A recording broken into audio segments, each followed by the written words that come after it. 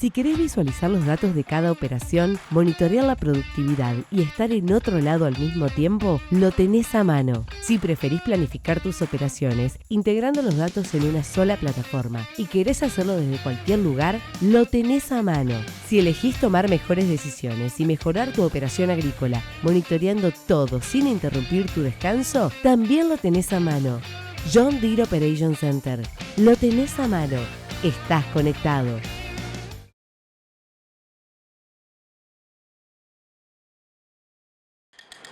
Toma el control de tus aplicaciones con la línea de productos Ligier. Coadyuvantes, limpiadores y acondicionadores de agua que garantizan la mejor protección para tus cultivos. Coadyuvantes Ligier. Estamos en el pico de la innovación. El programa Sistema Chakras se trata de un sistema de trabajo integrado abocado a desarrollar tecnologías sustentables ajustadas a los distintos sistemas de producción. Nos concentramos en generar respuestas concretas a demandas concretas a través de sus dos espacios. El espacio Chakras, que tiene un enfoque más a nivel local, y el espacio Redes, que tiene un enfoque de generación de conocimiento más a nivel regional. Buenas tardes, ¿cómo va? Bienvenidos a todos. Yo simplemente presentarle un poco que el marco de esta charla está dentro del marco del programa de APRESID Sistema Chakras. Sistema Chakras fue creado para dar respuesta a la demanda del productor a través del desarrollo de tecnologías sustentables en diferentes ambientes y en sistemas de producción. Constituyen una plataforma para la generación y transferencia de conocimientos y para la formación de recursos humanos a través de dos grandes espacios, chakras y redes temáticas. La red temática en este caso es Red de Soja NEA, en donde yo soy el coordinador técnico zonal junto con Gerardo Quintana, que trabajo, en donde esta red está conformada por productores y asesores que aportan experiencias y sus protagonismos del desarrollo en sus campos, expertos en la temática, quienes se encargan de guiar técnicamente y analizar la información, y empresas que aportan recursos, conocimientos y tecnologías para llevar adelante el trabajo diario en las redes. Muchas gracias, Gerardo, te dejo la palabra.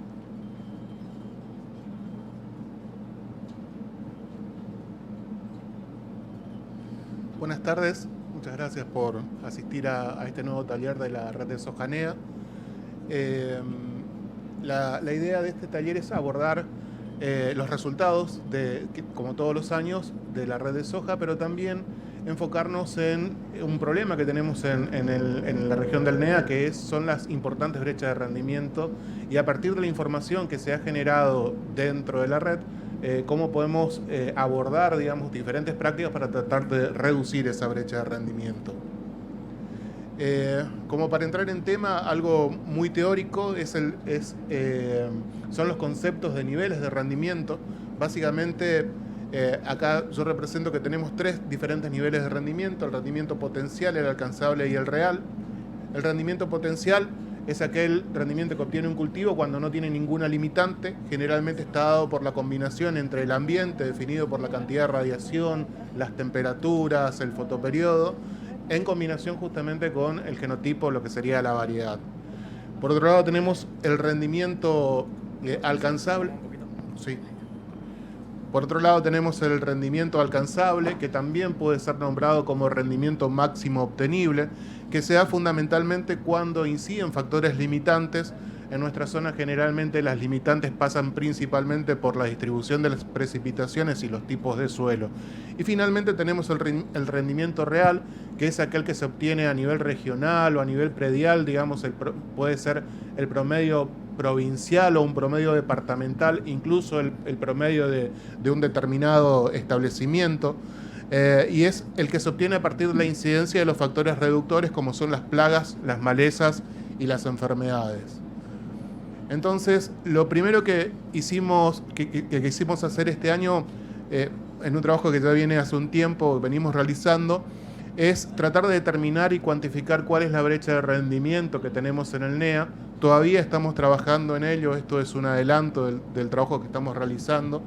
Y para estimar esta brecha lo que hicimos fue tomar datos de la red de soja. Básicamente tomamos 5 campañas, los datos a partir de la campaña 17-18 hasta la 21-22, y tomamos el percentil 90 de los ensayos en cada ambiente, definido el ambiente como el ensayo por el año. Tomamos el percentil 90 para que nos indiquen los máximos rendimientos que tenemos en cada ensayo, y esto equivaldría a lo que serían los rendimientos máximos obtenibles. Y a la izquierda, lo que vemos, a la derecha de la pantalla sería lo que vemos es las localidades, los diferentes ambientes y los niveles de rendimiento que obtuvimos, que el percentil 90 varió entre los 2.732 kilos para los ensayos de menos rendimiento y 4.831 kilos para los de máximo rendimiento. Y para la estimación de la brecha, lo que consideramos fue como rendimiento real el rendimiento promedio departamental que se obtiene a partir de los datos de estimaciones agrícolas, que es la página web de la Secretaría de Agricultura, Ganadería y Pesca, que son los datos oficiales. Y para contrastarlo como rendimientos máximos obtenibles, justamente esto que les comenté anteriormente. A partir de eso, se estimó por cada departamento de la región NEA, que abarca básicamente en el caso de soja, abarca toda la provincia del Chaco, el este de Santiago del Estero y el norte de Santa Fe, la brecha de rendimiento. Acá lo que podemos ver debajo son las localidades, lo que podemos ver debajo son las localidades de referencia para cada departamento, y el promedio de brecha de rendimiento en el NEA estuvo en el 40%, un valor muy elevado, tal vez de los más grandes del país, según los estudios que hay actualmente. También hay mucha diferencia entre las localidades en cuanto a la brecha de rendimiento. Vemos, por ejemplo, el departamento Alberdi, donde está la localidad de Sachayo, donde la brecha es muy pequeña, llegando al 19%, y sin embargo, otros departamentos, como el caso de 9 de Julio, San Cristóbal, en el norte de Santa Fe, Colonia Elisa en el este de Chaco, o Tostado, en donde realmente la brecha toma mucha magnitud. Aún a pesar de esto, de la brecha promedio, me pareció interesante dividir a la región sojera del NEA en dos partes, considerando el norte y el sur, ya que hay diferencias de temperatura y eso podía llegar a tener alguna variación. Este mapa básicamente lo que muestra es justamente la zona de influencia de la red de soja del NEA. Los puntos indican cada uno de los ensayos de esta campaña. En general, los ensayos varían en torno a las diferentes localidades que tenemos ahí, y dividimos entonces la región norte a partir del límite sur de la provincia del Chaco y hacia el sur justamente la otra región. Y lo que nos quedó es que en la región norte la brecha del rendimiento estuvo en 40% en promedio, mientras que en la región sur se incrementa al 55%, fundamentalmente impulsando este incremento en la brecha a la localidad de Tostado. Estos valores de 47% en promedio para la región, lo interesante es que coinciden con el trabajo que publicó en el 2015 Aramburu Merlos, en donde para la región NEA justamente estimó la brecha en 45%. Entonces, de alguna manera, valida, digamos, los datos que pudimos obtener a partir justamente de nuestra red de trabajo. Ahora, una vez que tenemos la magnitud de la brecha, la gran pregunta ahora es cómo hacemos para reducir esa brecha de rendimiento, qué podemos llegar a aportar desde el punto de vista de mejora en la calidad del ambiente y manejo del cultivo para tratar de reducir esos valores en la brecha de rendimiento. Yendo a la mejora en la calidad del ambiente, lo primero que uno debería preguntarse son qué factores del ambiente tienen mayor peso sobre la determinación del rendimiento. Y en ese sentido quiero mostrarles algunos trabajos que se han realizado en la red de soja NEA y también en algunas estaciones experimentales del INTA, en donde vamos a abordar justamente esta parte de mejora en la calidad del ambiente. El primer factor del ambiente que determina el rendimiento es la cantidad de precipitaciones que recibe el cultivo, y eso lo dejó muy claro el trabajo que publicó Andrés Madias en el 2000 a partir justamente de los datos de nuestra red. Se determinó que para maximizar los rendimientos eran necesarios 650 milímetros, considerando el ciclo del cultivo desde siembra de emergencia, pero también considerando los 30 días previos a la siembra. Esto es un dato importante porque nos permite, desde el punto de vista de manejo del cultivo, por ejemplo, poder definir el rendimiento al que se puede llegar a aspirar con el cultivo, y nos puede ayudar a manejar las fechas de siembra también.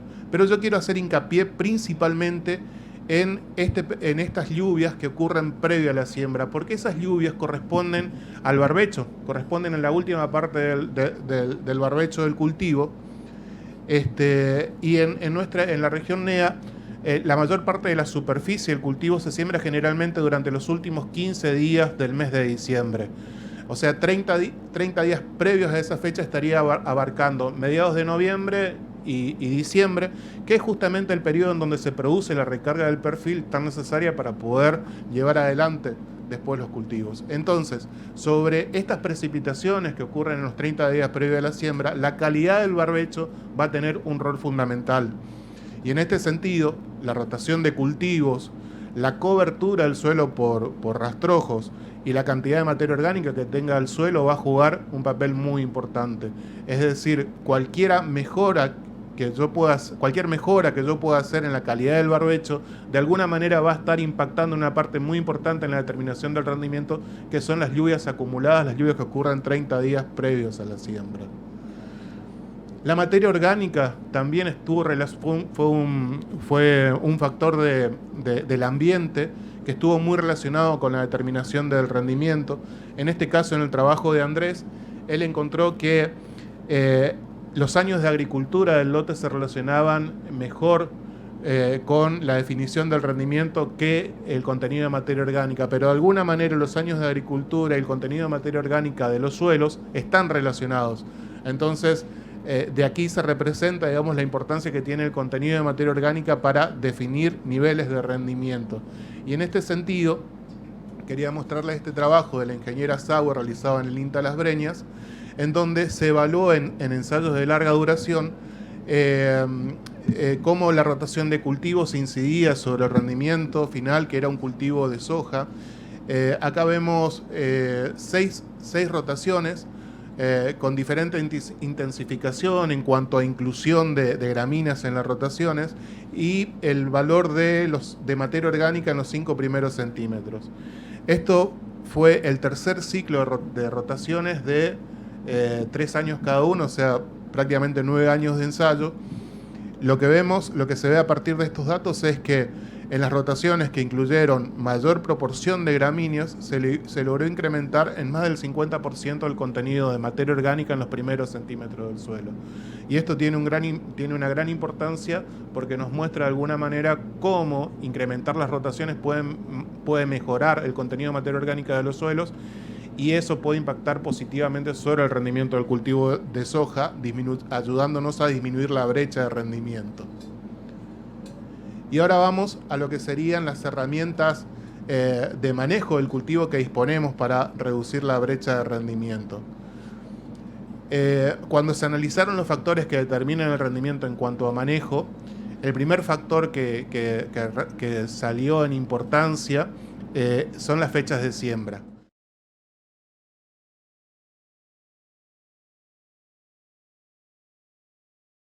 Produce invariablemente del grupo de madurez al que pertenezca a una determinada variedad una caída en el potencial del rendimiento. En este gráfico que vemos aquí a la derecha de la pantalla, lo que tenemos es la tendencia a la disminución del rendimiento a partir de la fecha de siembra. Vemos el eje horizontal representan los días después del 1 de noviembre. Y lo que se ve es que el rendimiento potencial está en torno entre el 10 y el 15 de diciembre. En esa fecha es factible obtener el rendimiento potencial y hasta fines de diciembre se pueden obtener altos rendimientos. Después de fines de diciembre los rendimientos empiezan a caer en todos los grupos de madurez y a medida que se retrasa la fecha de siembra, la tasa de pérdida de potencial de rendimiento es mayor. Y eso es lo que pretendí representar en el gráfico de barras que vemos al lado. Ahí tenemos una simulación de lo que serían 3 diferentes ambientes productivos, un ambiente de alta capacidad productiva, un ambiente con rendimientos medios y un ambiente con rendimientos bajos, y tenemos 4 fechas de siembra. La barra verde representa una fecha de siembra óptima, donde se alcanzaría el rendimiento potencial en el 15 de diciembre. La barra amarilla, fecha de siembra 10 de enero, un retraso leve en la fecha de siembra. Ya la columna anaranjada nos representa una fecha de siembra del 25 de enero, una fecha de siembra tardía, y la roja una fecha de siembra ultra tardía del 3 de febrero. Lo que vemos acá es que retrasando la fecha de siembra desde la óptima a una fecha de siembra tardía como es el 10 de enero, podemos perder hasta 8% del potencial del rendimiento que ofrece el cultivo. Ahora, si nos vamos a una fecha de siembra más tardía del 25 de enero, estamos perdiendo cerca del 13% del potencial del rendimiento. Y si nos vamos a una fecha de siembra ultra tardía, perderíamos respecto a la fecha de siembra anterior un 17% de rendimiento más. La sumatoria de esa pérdida de rendimiento desde la fecha de siembra óptima a una fecha de siembra ultra tardía nos llevaría a un 38% de pérdida en el potencial de rendimiento. De alguna manera, esto también nos muestra cuál es la magnitud en la que puede impactar el retraso de la fecha de siembra sobre el potencial de rendimiento del cultivo, y cómo por retrasar la fecha de siembra ya estamos aportando, digamos, a lo que es la brecha de rendimiento. El siguiente factor de manejo o práctica de manejo que podemos llegar a manejar para reducir la brecha de rendimiento es entender cómo se comportan los diferentes grupos de madurez. En la región del NEA, los grupos de madurez adaptables en nuestra región en general van en torno desde el 5 largo al grupo de madurez 8. Entonces, en nuestra región, si hacemos un poco de historia, a principios de los 2000 se utilizaban fundamentalmente cultivares de ciclo largo, 7 largo u 8 eran los predominantes en la región. Después, con la mejora genética y un poco también de variación en el clima, empezaron a tener mejor comportamiento los materiales más cortos, fundamentalmente grupos 6 medios, 6 cortos, incluso 5 largos, llevando a que en los últimos años la mayor superficie del NEA sea sembrado justamente con materiales de grupo 6. Ahora, nosotros, para tratar de entender el comportamiento en cuanto a estabilidad y potencial de rendimiento que tienen los diferentes grupos, hicimos este análisis que está aquí a la derecha de la pantalla, en donde consideramos las mejores variedades, es decir, la variedad que salían primera y segunda en cada ensayo, e hicimos este análisis de adaptabilidad. Lo que veíamos durante la campaña 2014 a la 18 es un comportamiento en donde las variedades cortas, que están representadas por círculos rojos, tenían un mayor potencial de rendimiento. Ese potencial de rendimiento se expresaba fundamentalmente en ambientes de alto rendimiento, es decir, más de 4.000 kilos por hectárea. Y las variedades largas, del grupo madurez 7 y 8, tenían un comportamiento más adaptable a ambientes de baja capacidad productiva, habiendo una línea de corte en torno a los 2.500 kilos aproximadamente, en donde las variedades largas empezaban a ganarles en los ensayos a las variedades cortas. Este periodo de tiempo también coincidió con un periodo en donde las sequías que normalmente tenemos en el NEA ocurrían en forma más terminal, es decir, se recostaban las sequías hacia los meses de abril y marzo principalmente. Sin embargo, en las últimas campañas, en las últimas 4 campañas principalmente, la campaña 2019 fue marcada por una inundación que en general provocó anegamientos en gran parte de la región, pero después de la campaña 2020 en adelante, las sequías empezaron a concentrarse en los 2 primeros meses del año, fundamentalmente enero y febrero, siendo marzo y abril, que son los periodos donde ocurre el llenado de granos, por ahí con un mejor balance hídrico. Y a partir de analizar justamente las campañas 19 a la 23, lo que vemos es un comportamiento en la adaptabilidad fundamentalmente de los grupos más largos. La tendencia que nos muestra el siguiente gráfico es que ambos grupos podemos decir que son de tipo adaptable en su estabilidad. Pero sin embargo, los grupos cortos, la principal característica que han tenido estas campañas es que han elevado el nivel de rendimiento en ambientes de alta capacidad productiva. Y en esos ambientes en general se han acercado al potencial de rendimiento que ofrecen los grupos cortos.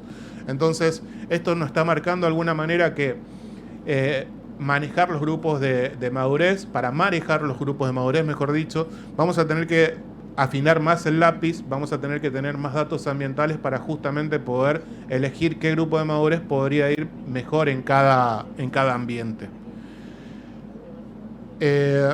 Los grupos de madurez hemos encontrado a partir del análisis de Andrés que se relacionan, que tienen un comportamiento diferencial, mejor dicho, a partir de la fecha de siembra y del contenido de materia orgánica. Lo que vemos es, en este gráfico de aquí, es que los grupos de madurez responden de manera diferente al retraso en la fecha de siembra, y considerando el periodo analizado en este gráfico, son los grupos más cortos los que menos rendimiento pierden con el retraso de la fecha de siembra, siendo justamente los grupos más largos, principalmente el grupo 8, los que son más castigados por el retraso de la fecha de siembra. Ahora también un dato muy interesante es el del gráfico siguiente, en donde vemos cómo los diferentes grupos de madurez responden al contenido de materia orgánica de los suelos. Y lo que vemos acá es que los grupos más cortos tienen mayor capacidad de responder a un incremento en la materia orgánica de los lotes, dando esto una característica, digamos, de decir, bueno, un grupo corto va a tener capacidad de expresar mayor rendimiento en ambientes de alto contenido de materia orgánica que podrían ser relacionados con ambientes de alta productividad también.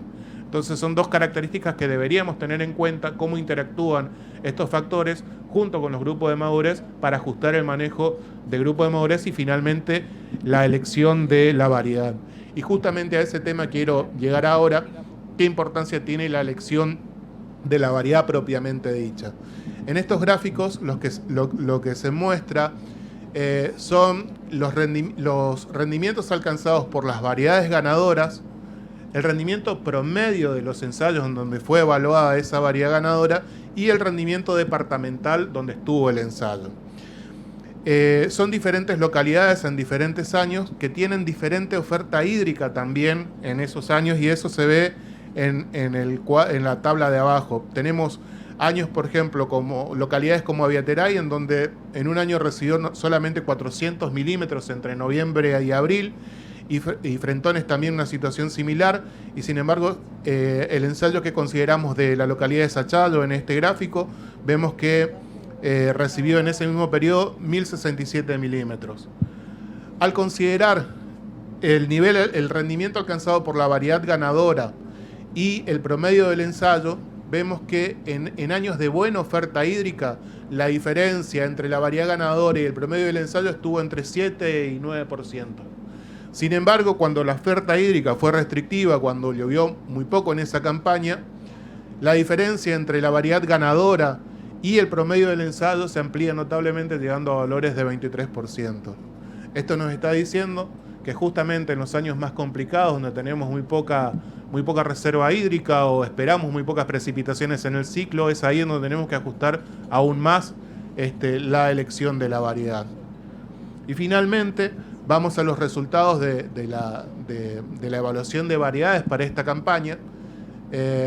Y acá les quiero contar un poco cómo funciona la red, que la red básicamente es una red de macroparcelas en donde se realizan en lotes de producción con ensayistas que generalmente son ingenieros agrónomos o productores, utilizando la misma maquinaria que utilizan el resto del lote y utilizando todas las mismas prácticas que se utiliza en el lote. Este año la red tuvo, en la red evaluamos 15 variedades, se sembraron en total 25 ensayos que se ubicaron en 13 localidades diferentes. De esos 25 ensayos solamente pudieron ser cosechados 22. Fue una campaña muy complicada, como en el resto del país, en cuanto a distribución de precipitaciones, principalmente muy restrictiva en diciembre y enero, lo que retrasó la fecha de siembra. Como consecuencia de eso, varios ensayos se perdieron. En los puntos amarillos vemos cuáles son los ensayos que se perdieron. Las localidades que evaluamos este año son yo no sé si se ve el puntero ahí, no se alcanza a ver el puntero, ¿no? Bueno, al norte tenemos, las localidades fueron Colonia Elisa, que está hacia el este, San Peña y La Montenegrina, en el centro de la provincia de Chaco, Las Breñas y Hermoso Campo, y El Palmar, ya casi en el límite con Santiago. Al norte de Santiago tenemos Sachayo, un poco más abajo tenemos Quimilí, y en el sur de Santiago tenemos la localidad de Bandera, y en Santa Fe tenemos a Tostado y Villa Trinidad en el límite con Santiago del Estero, Reconquista hacia el este, y la localidad más al sur que tenemos en la red, que es San Justo. En la red lo que evaluamos es la capacidad productiva de las variedades. Eso lo evaluamos mediante el método del rendimiento relativo. Y estos son los materiales que participaron dentro de los grupos cortos, que fueron 11 materiales evaluados, y 4 materiales de los grupos largos, que son los grupos de madurez 7 y 8. El método del rendimiento relativo considera aquellas variedades con alta capacidad productiva, las que alcanzan un valor de 1.04 o mayor. Y en este caso vemos que para las variedades cortas, las variedades que tuvieron alta capacidad productiva fueron DM64K64 con un rendimiento relativo de 1.15, NS6248 con un rendimiento relativo de 1.08 y Brevant 56123 y Credence CZ6522, ambas con un rendimiento relativo de 1.05. Son estas variedades que se resaltan aquí. Y dentro de las variedades largas, la variedad que se destacó por su rendimiento relativo alto fue P7506, que pertenece al semillero Pioneer.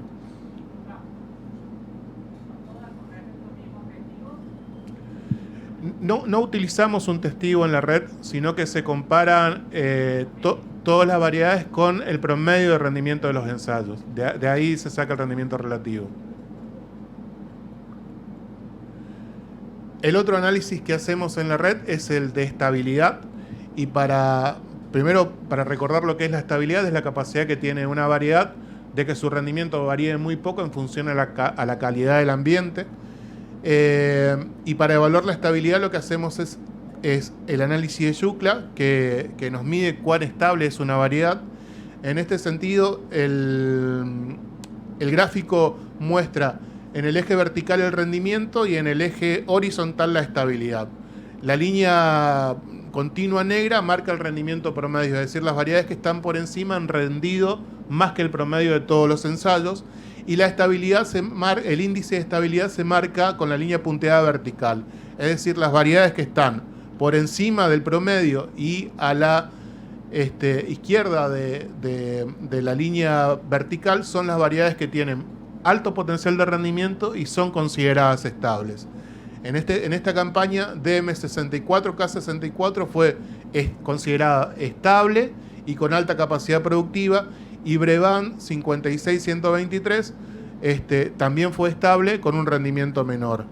Por debajo de la línea de rendimientos medios también encontramos que CZ6423 y P6205 fueron estables, aunque con menor rendimiento. En el caso de los grupos de madurez largos, lo que nos arroja el gráfico de estabilidad es este valor, en donde vemos que P7506 es identificada como estable y de muy alta capacidad productiva.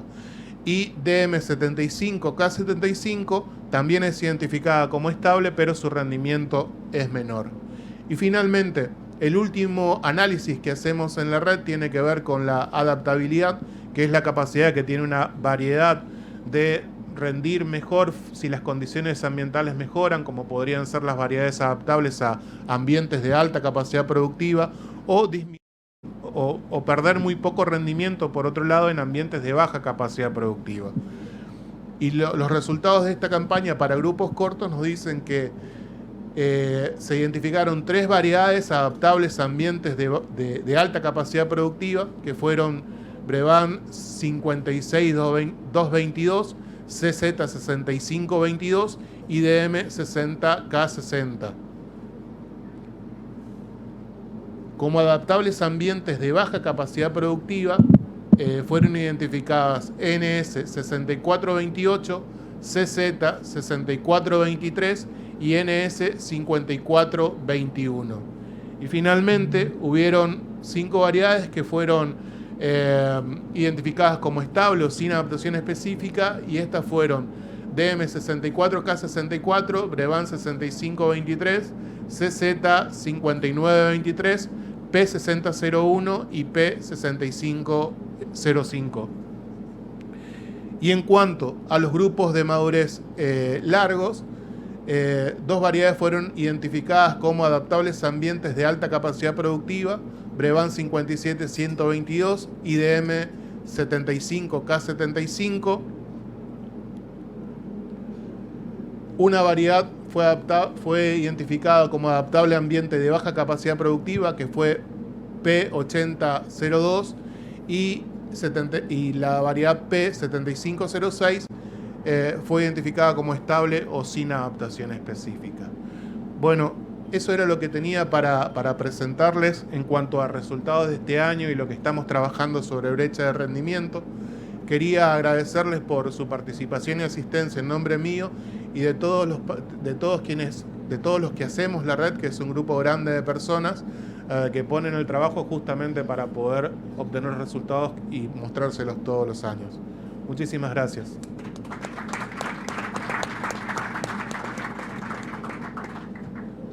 Bueno, ahora vamos a tener un espacio de preguntas. No sé si pueden poner el WhatsApp o pasamos el micrófono. ¿Pasas vos? El que quiera realizar una pregunta. Gerardo, ¿qué tal? ¿Cómo andás? Gerardo, te hago una pregunta que me queda alguna duda. Vos cuando hablás de tostado como que tienen la mayor brecha de rendimiento, vos lo tomás contra la media del departamento 9 de julio, digamos. Porque también eso está influido porque comparado, digamos, la heterogeneidad de ese departamento, poner con Quimilí o con Sachayo, es muy heterogéneo, digamos. Ahí tenés suelo de muy mala calidad, que por ahí si hacen soja te va a estar influenciando sobre la brecha, digamos, del promedio contra a lo mejor los mejores suelos de tostado. Es donde más heterogeneidad hay en todo el NEA, capaz. Sí. Hola, ¿qué tal, Pablo? Sí, efectivamente esto es así y lo estamos discutiendo. Esta es una parte del trabajo, es un avance del trabajo, pero tostado tiene justamente esa característica.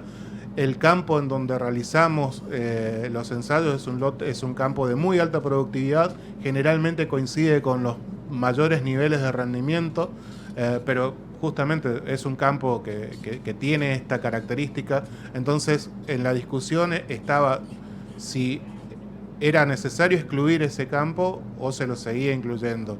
Hay una variable, o sea, mete un aumento en los niveles de brecha de rendimiento. Cuando consideramos el sur, estamos hablando de que se va a 55% de brecha de rendimiento, y si excluimos tostado está en torno al 46%. Y cuando lo sacamos del NEA varía la magnitud, pero estamos hablando de 2 o 3% simplemente. El trabajo implica también no solamente tomar las brechas de rendimiento de la red, sino tomar valores de lotes de producción con productores que aporten lotes que estén controlados, digamos, y bueno, y finalmente a partir de eso se verá cuál es la magnitud finalmente de la brecha.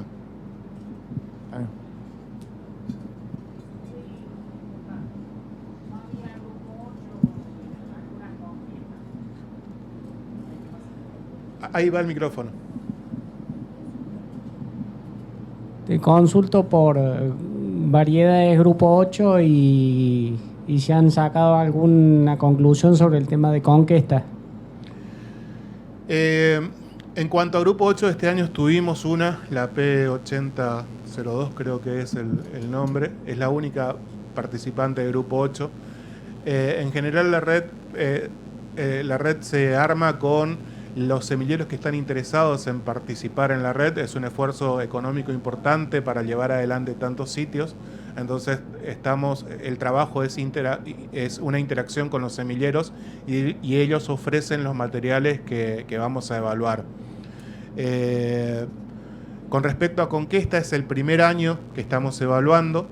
No tenemos ninguna conclusión todavía, ya que es el primer año para trabajar. De todas maneras,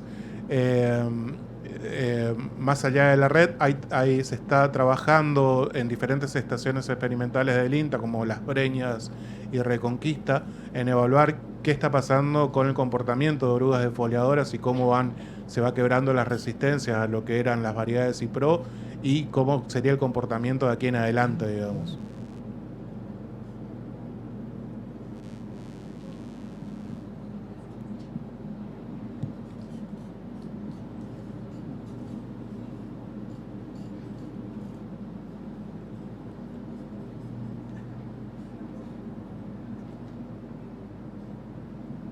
Gerardo, bueno, acá hay una consulta virtual en donde dice, al considerar niveles de rendimiento en fechas de siembra, ¿cómo considera qué impacta el retraso de la fecha de siembra en los diferentes ambientes?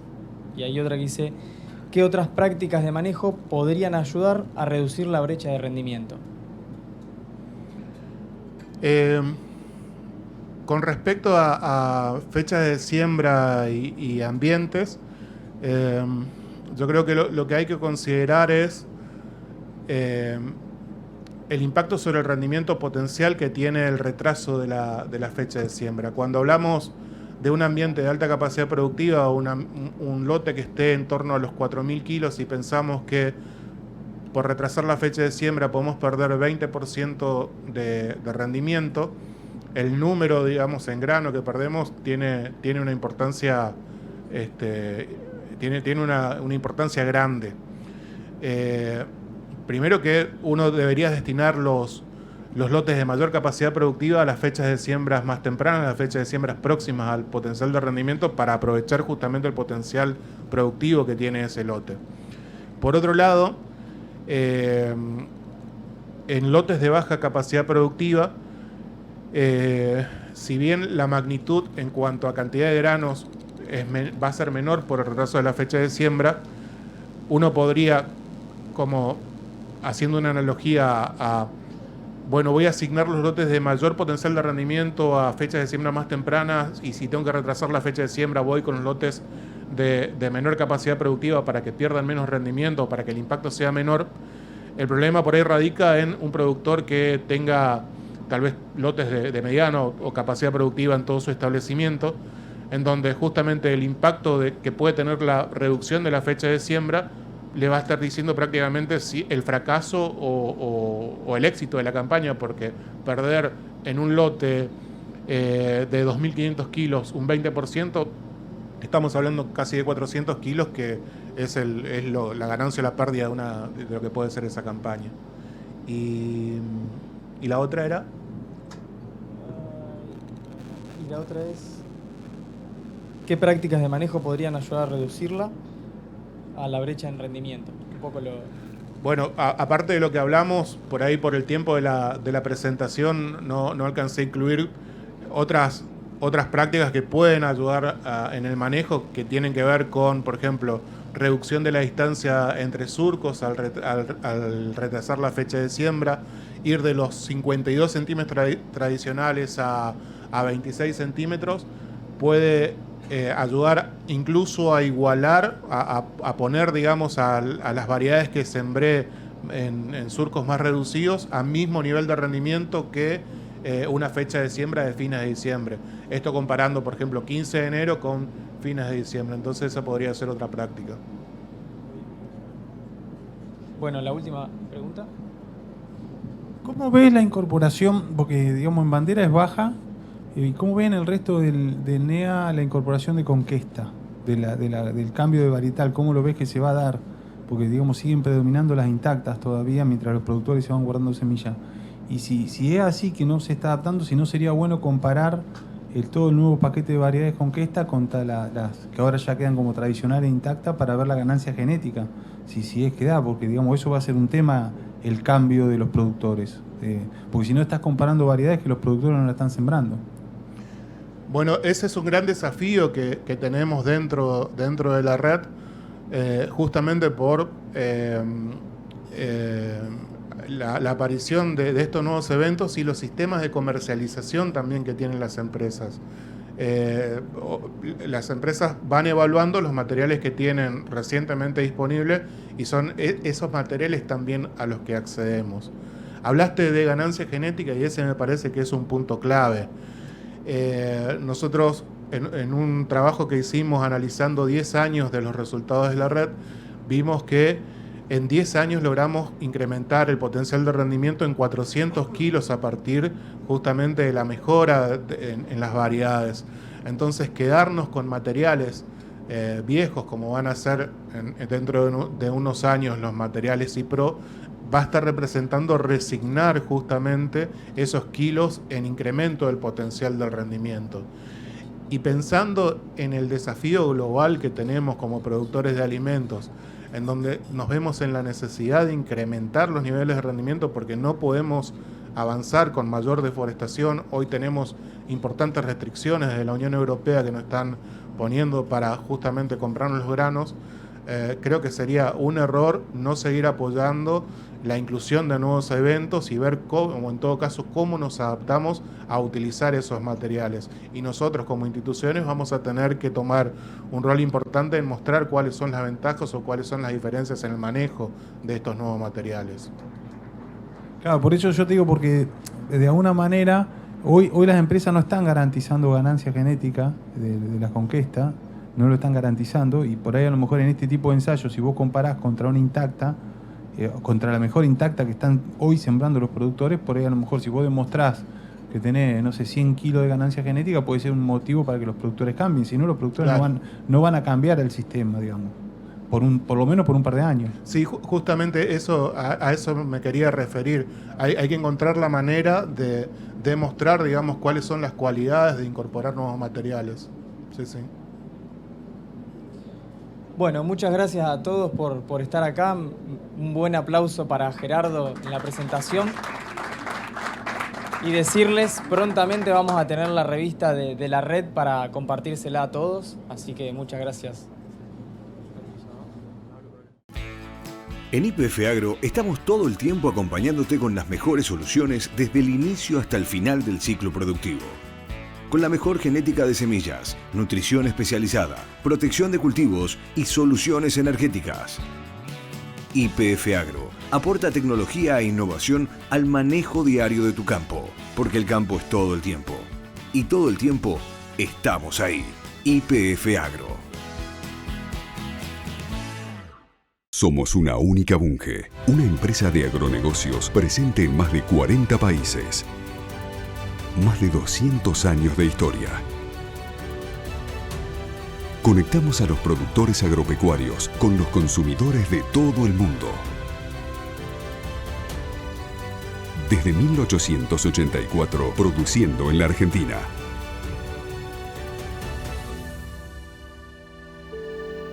Bunge.